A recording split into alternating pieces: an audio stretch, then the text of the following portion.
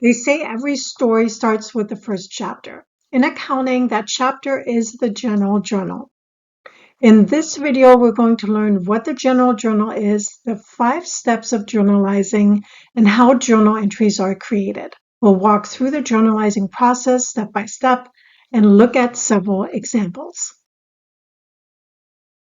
The general journal is often called the book of original entry, and it is the first place where accounting transactions are formally recorded.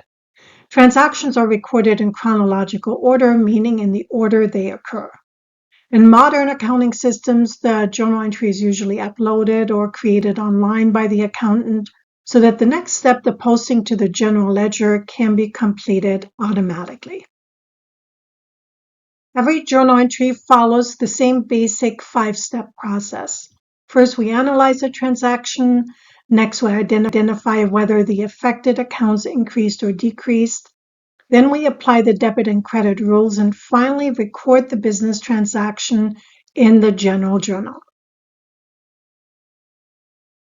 In our first example, the owner invests $50,000 cash into the business. That means that the business now has more cash. Cash is an asset, and assets increase with debits. So we debit the cash account. The owner's capital also increased because the business now owes the owner money.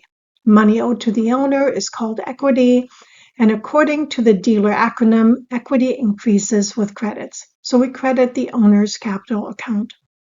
And now let's check that the accounting equation still balances, because after all, every transaction must keep the equation in balance. This transaction increases assets and owner's equity by the same amount, so the accounting equation remains in balance. After analyzing the transaction, we can record it in the general journal. And notice that the debit account cash is listed first. The credit account owner capital is listed second and slightly indented. The total debits equal the total credits, and that's true for every journal entry in accounting. In our second example, the business purchases equipment for $10,000 cash.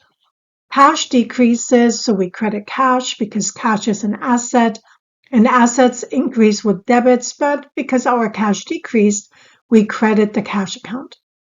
The equipment increases, so we debit equipment because equipment is an asset, and when we want to increase an asset, we debit the account. Did you notice that one asset increased while another asset decreased? The total amount of assets stayed exactly the same. They simply changed form from cash to equipment, and our accounting equation still balances.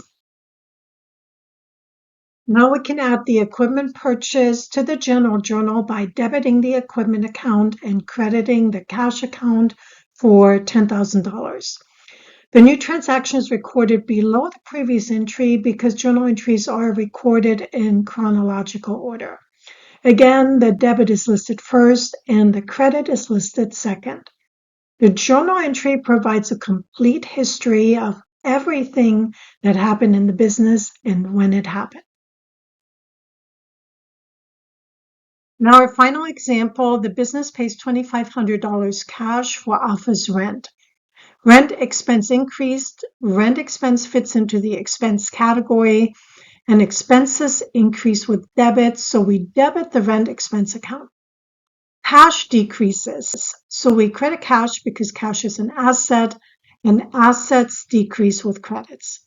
Once again, the total debits equal the total credits, and the accounting equation is still in balance. And we're ready to record the rent payment in the general journal by debiting the rent expense account and crediting the cash account for $2,500. There are a few rules that apply to almost every journal entry. Record the correct date, use the proper account titles, always list debits first and credits second, make sure total debits equal total credits, and finally provide enough information so someone reviewing the entry understands what happened. Following these simple rules make journal entries easier to read, review, and audit. So why do general journals matter? because every accounting transaction starts here. The general journal creates the connection between business activity and the accounting records, provides an audit trail showing what happened, when it happened, and which accounts were affected. Whether you're using paper journals or a modern ERP system, every transaction still follows these same accounting rules. Understanding the general journal means understanding the foundation of accounting, which is responsible for the financial statements.